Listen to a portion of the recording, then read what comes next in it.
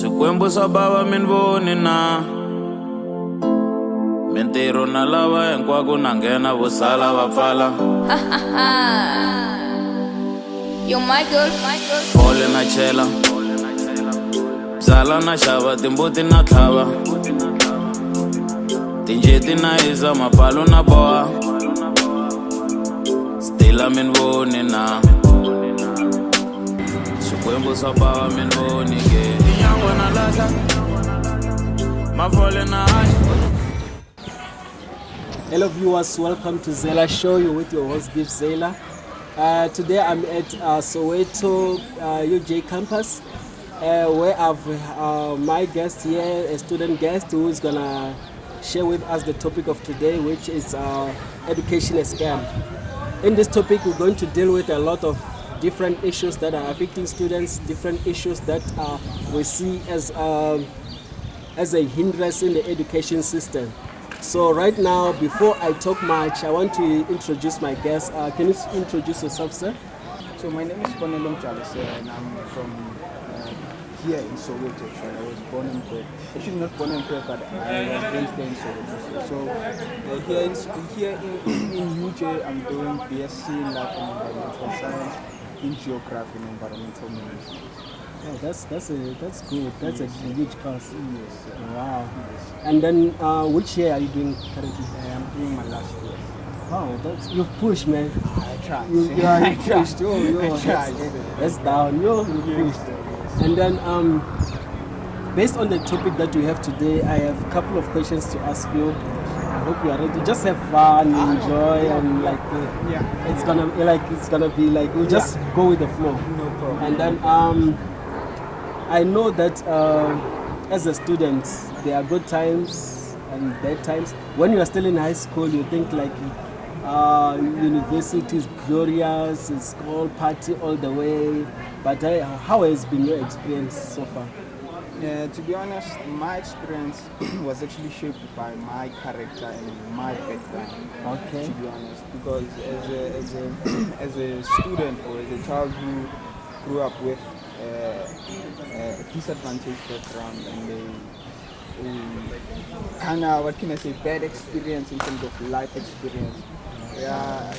What I got from my experience helped me in terms of achieving here in university life.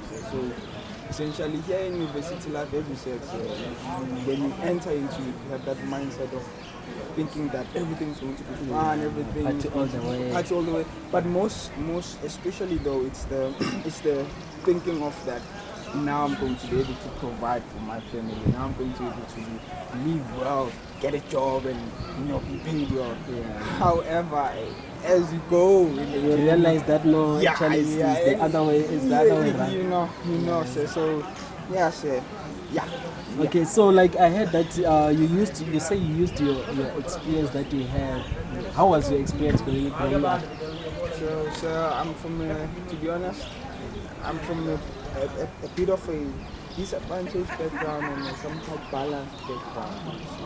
When I have a mother, a single mother, I was raised by a single mother. However, as being raised by a single mother, we grew up in my grandmother's house. You were raised by a granny? Yeah, by a granny. Okay. So essentially, with that experience or with that upbringing, thank you, sir. With that way of being raised, sir, I was able to, like having a single mother, I was able to experience a lot of things, like for instance, partying and doing all those sorts of drugs and whatsoever. Your granny was raised. She's the one who raised you. Yes, sir. And then how did she manage to pay your study fees? Now, essentially, NSFAS is the one still paying even today. Not that my granny is the one who paid for school fees and whatever. It's NSFAS. So let's say you didn't get NSFAS. Your granny was earning a pension of how much? So I'm not sure, but she's a pensioner. Yeah, and then in NSFAS, it wouldn't. If she was the one paying, don't think I would be here today. So do you think the system of education of high fees is it fair? Sir, truly it's not. And to be honest, on my side, with the course that I'm learning, especially the module that I'm doing now, it's called urban geography. So it also talks about such things such as your inequality and how the neoliberal city and its ways of operating are going. Also, here in UJ, their system is also part of that system, which in a nutshell is capitalism or whatsoever. So essentially I've been learning about such things, and learning about it, so you realize that, yes, you are studying here and whatsoever, but you are not actually motivated or even pushed into becoming the greater self, your greater self, because of the disadvantage that you have when you see yourself amongst the other fellow men students. Yes. Okay. And then like your first day coming here, you arrive and you find students driving cars. You don't have a car, like you come here and like you are from a disadvantaged background. How did it feel like? So even besides the cars and whatsoever, just the basic things such as food security. Yes. Basic things such as food security. So it's also an issue. Yes, NESFAS, the NESFAS cars are installed whatsoever. However, to be honest, it's not enough. And with the mindset that we have as students or children coming from disadvantaged background, we have a mindset of, if we have money, you understand, and now that motion say, so you were struggling with like food, to buy food. Yes. And then when did NESFAS issue their money? Like which month of the year like does NESFAS release their funds? Do they release them in February immediately, or they take long, they delay their fees? They sometimes delay their fees. When it comes to the meal allowance thing, you find that we open in February, however, children or students will get their food or will get their money or allowance in March. So in between February and March, how do you survive? That's why you have to go back into that disadvantaged background again, try to ask for something. And then admission, how did you do it? On my first year, I had to pay for myself. On my first year, I had to pay for myself. And basically, you were saving money or what? It's that little that we had at home, because I was finishing school, so they also tried to have some little amount so that I see myself. However, I was able to just pay the registration and then after that it was finished. Oh, that's bad. Yeah, that's bad. And then beside the fees, what have been like, when you look at the curriculum that they're teaching, the modules they're teaching you, do you think it's relevant to the workplace or work environment? So to be honest, it is relevant. However, their approach into teaching students how to be prepared for the workforce, it's really not relevant. Because, like for instance, when you go in for a work or job application or job or any sort, will you be exam? If you have an exam, will they ask you to write a test or whatsoever? No, they don't ask you. They only need your experience in terms of the corporate things. And sometimes you find they ask for 3 years experience. Experience, and you're not getting adequate experience. And then, like I know that there's a high number of educated people who are sitting at home.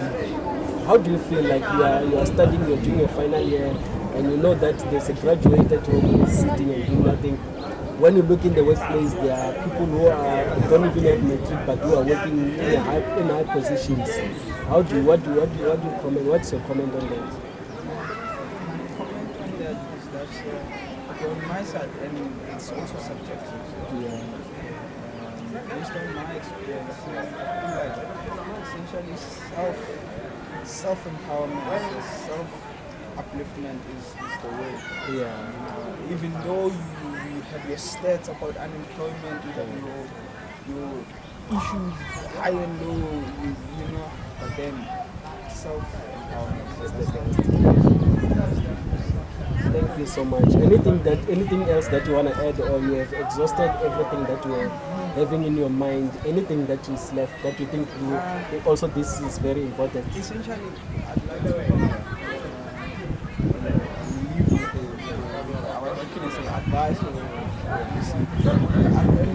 and so to the audience. I'm kind of not fluent in No English. problem. All of us we are not. Yes, so, but then, like I said, you see, when it comes to self-empowerment, that's the key. That's the key that I would say I give to all children who are coming here, or kids that are looking forward to going to university, or even students that are already here in university. Self-empowerment, self-love, self, all the way is the key. Because with black people, we hate ourselves so much that we even pull ourselves down. We see a black man going up, we're the ones who pull him down. So essentially, when you uplift yourself, what would make you to Meet another fellow.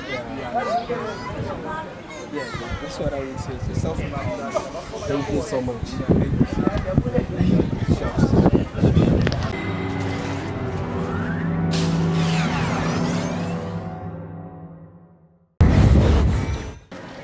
Hello guys, I'm back again on Zeiler Show. I'm your with your host, Zeiler. Today we are tackling a topic, education as scam. This is one scary topic and most people are wondering why is this fool calling education a scam. Just watch, and then after watching you'll understand why we say education is a scam. I have my two hosts, my two guests here. They will be audible enough, they will articulate what they understand about the system education and what they see as a mishap as it stands right now in the education system or in the Department of Education. On my left, I have my guest. Please introduce yourself, sir. Okay, hi guys, my name is Melusi and I am a student at the University of Johannesburg. Melusi, which course are you doing? I'm doing education. A bachelor in education. Okay, I'll get back to you. So we'll be exchanging. Let me introduce my other guest so that it doesn't feel left out. So introduce yourself. Good day everyone, my name is Nkosi Nyamwana. I'm a third year education student at the University of Johannesburg in the intermediate phase. Because tell me, how have your experience been since you arrived in this institution? It has been quite challenging in terms of academics. You find that there's days where we are overworked with a lot of content, but overall it has been a great experience. I've managed to interact with some great like-minded people. I had people saying some students they go through the depression. Have you ever gone through such something that you have never experienced? I haven't experienced depression per se, but you know when you're overworked, you find that there's days when you can't really be productive because there's so much work to get done. So you find that you fall behind, but you just need to come back and push yourself. Okay, I'll get back to you. So, what was your experience being here? Okay, I have experienced being overworked as suggested. Too much work. Yeah, and then I have faced problems such as anxiety due to being overworked. And fortunately enough, I have people who I work with and we support each other. Okay, so that's how we deal with problems such as that. Oh, you support each other? Yeah. Like you have programs that support each other? Yeah. Are students aware of such programs? Yes, I because think. I've started here, I've never had a support program. Okay, so UK has organizations such as Cycle, okay? Oh, so, yeah, they have. Yeah, Oh, okay. so those organizations actually help people who are dealing with trauma or other challenges, okay, that might affect their academic performance. So have you had experience where you were financially needy or short of funds for your studies? Okay, I actually have, and I dealt with that through applying for part-time jobs, okay? And I also you are the smart one. Okay. so UJ offers opportunities such as those of being a tutor, okay, and you get compensated for the hours that you spend. So you even teach other students? Yeah. Yeah. You.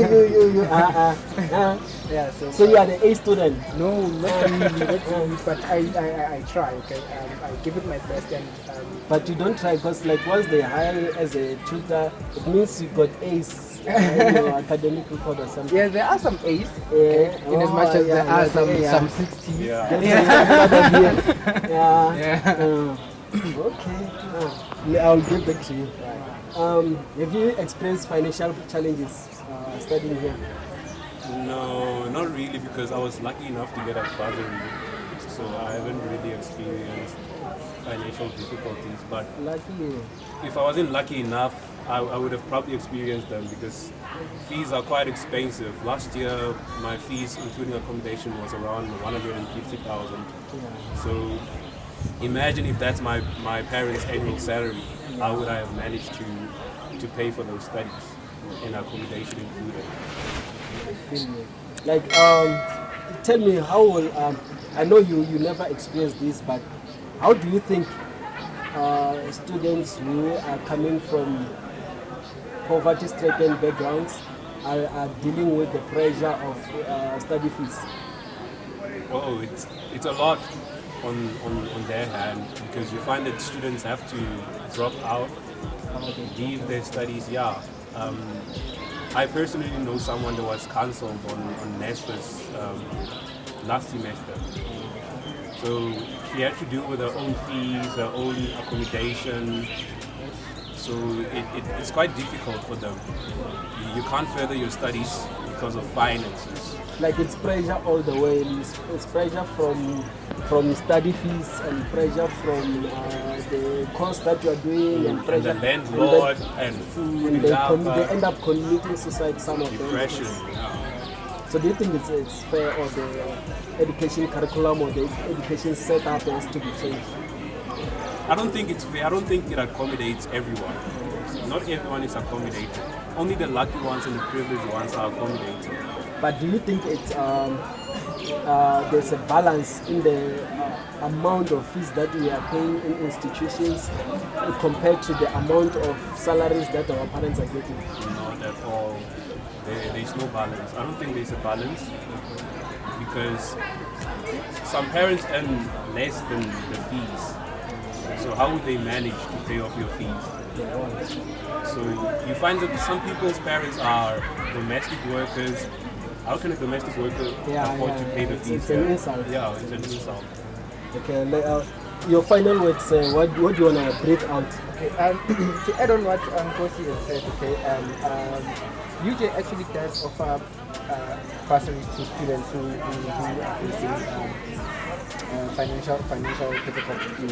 So there are some bursaries. I don't know about other universities, okay, but UJ does actually have bursaries for students who can't afford to pay their own their own fees. Okay, right?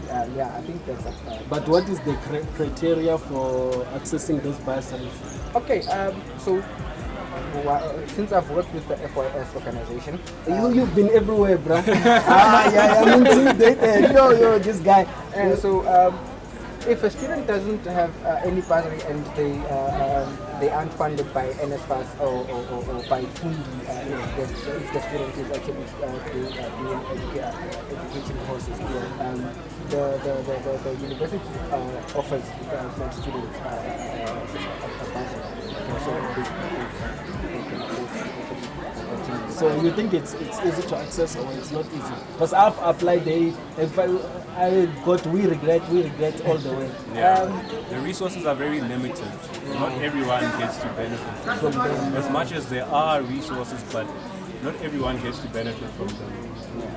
And then you'd find that some bursaries will only fund the top 50 students. Not everyone is a top 50 students. What about those that are average students getting 50s and 60s? So they don't deserve education.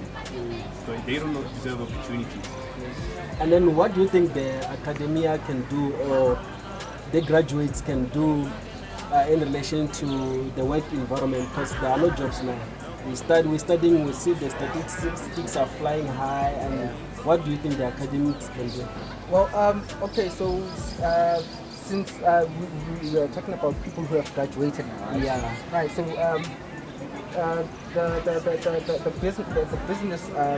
the business route is one to take if you can't actually afford to go to the workplace, okay, or if you can't find a job. It's better to employ yourself. For instance, there are some tutoring businesses that are established by people who actually graduated. Now they assist other people with their studies. Okay, so in that way you actually get to use your qualification in the program. Yes. Yeah. Oh, that's good. Your final words, sir? I think that one stems from our governments, the country's governments. Right now, the quite frankly, the ANC isn't doing much. Yeah, those ones, They aren't doing much. they're destroying this country. The unemployment rate is skyrocketing.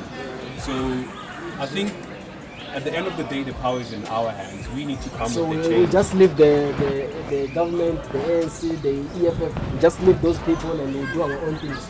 No, not necessarily. What I'm trying to say is we need a better party. We still need a party, a better party. Well, if I don't want to politicize this, but when we look at facts in terms of South Africa today, which party is the most innovative party? It's the DA, and that's facts. The DA is coming up with solutions to reducing the fuel prices. It's coming up with solutions to reducing load But the shedding. DA, they are labeled as a racist party. Yeah, but there's a misconception that has stemmed from one person to the other and then passed on to the entire black population. Why? It's a misconception. The DA municipality ran Western Cape has the lowest unemployment rate in South Africa, and that doesn't exclude Uti. None. We're employing white people, we're employing colored people. It's employing everyone in general. It's not a matter of color. It's just a matter of our mindset and our perspectives to certain things. Okay, besides deviating like we are doing now, let's go back to our topic. Do you think some of the courses that you are doing you can study on your own, online, or through other means without coming on campus? Do you see any value in coming to campus? Or I actually do see the value of coming to campus, okay, because even though you can access content online, you still need some skills, competencies, some 21st century competencies, such as okay, let's say you know your content, okay, but you won't be working alone in the workplace. You will be working with teams, right? So when coming to campus, you get to experience working with other people, okay, developing some communication skills, some collaborating skills. you can learn those things online? Yeah, you can't learn those. You On can't. YouTube, I know YouTube. YouTube has think you everything. YouTube has everything, every content, everything you want. I started my course through YouTube than through the lecturers. Oh, okay. Good day, viewers. This is Zeiler. Today we are tackling the most difficult topic in the world, the biggest, the elephant in the room. Education is scam. I know most people will try to avoid this topic, but I'm ready to tackle it and give you some pointers as to why am I saying it's a scam. And it's a big scam. It's a white collar scam, white collar crime. So I want to justify my statement of saying education is a scam. Yes, education is useful. Yes, we benefit from education, and yes, we discover this information that I want to give you today just because of education. But education and the institutions that we attend or we get our education from, it's a scam as a whole, a total scam. I can justify by saying that you can check at the fees. You find that your parents are earning 5,000 and your study fees per year, they go up to 150,000 or 200 and something thousand per year, per annum. So like I don't understand how does the government, or how do they justify your salary or your parents' salary or your guardian's income compared to the fees that they are charging in the universities or in colleges. Like it doesn't make sense. Like it doesn't make any logical sense. Cause like I will think that if I'm earning 5,000, the education system should be something like 500. That's an example, but it's the other way around. It's the opposite. It's the total opposite. Another point I can say that when you check at the qualifications that you obtain from those institutions, you get a qualification which doesn't guarantee you a job. So you obtain a good qualification, but you can't get a job, and mind you, you have paid thousands and thousands of friends, hoping that you will get something at the end. But to your dismay or to your disappointment, that qualification is useless. Doesn't guarantee you a job. It doesn't give you anything. It's just a paper, and that paper you can't take it anywhere. Another thing I can say, you check it also. Their content, the content of the things that are taught in universities or in colleges. That content, it doesn't apply in the workplace. When you get a job, they will start training you from the scratch, from the bottom, and try and teach you every single thing about your job. So like it means you have wasted like 4 years, 7 years studying something which does not apply in the workplace. So like I don't know, like it doesn't make sense to me. And then another thing is that the things that they teach you, the curriculum they have, you can teach yourself online. You can go to YouTube, you can go to Google, you research online, you can teach yourself. There are platforms online, there are resources online. You can teach yourself without even attending any institution or without going to sit in a hall, a lecture hall. So like I don't understand how do they justify 180,000 per annum, and for something that you can teach yourself online. And mind you, all based on my experience, most of the things that I learned from the university, I taught myself, because the lecturer will be speaking in front of us and I will hear nothing. And then I go and Google research about it, and then I understand everything, and I use what I got from online, and I pass in class because it's there online, it's there for everyone to get. Another thing, parents, they take their children to school. These days it's worse, like it's terrible, it's very terrible. They take their children to school and they end up doing their homeworks. The parents, they pay for their children to study, and then their education system, you find that it's too hard. The child can't understand anything. The parents themselves, they can't understand. The parents are supposed to do their homeworks every day. They do the homeworks which they don't understand, so they have to hire a tutor. They pay a tutor or somebody after hours to teach their children. It's ridiculous. It's a scam. Education is a scam. Like it's a scam. Yeah, like how do you justify that, man? Guys, come on, like we can't carry on like this. Another thing, they teach you in English, and you have to compete with first language English speakers. Like how do you justify that? Imagine if they were teaching me in Tsonga, I will excel, bruh. I will excel. I'll nail it, and no English speaking person was gonna get above me, because that will be my language. So I don't know. We need an intervention. We need somebody to look into this thing, and saying decolonization of education is too small, because you don't need only decolonization, you need fees to be reduced drastically. So I can close by saying it's a scam. There's no fairness, there's no equality. It's a rip-off. It's a white collar crime, and those people you can't touch them, they're untouchable. Our government's scared of them. I don't know who controls the education system because it's terrible. They can't adjust the fees, they can't negotiate the fees, they can't. It's terrible. In Africa, most of our African people, African countries, they can't afford education. It's terrible. They can't. And when you look in your constitution, it's a basic human right, but it's a basic human right which you cannot attain, which you cannot access. So it's terrible. Yeah, it's terrible. It's terrible. It's a crime. Thank you.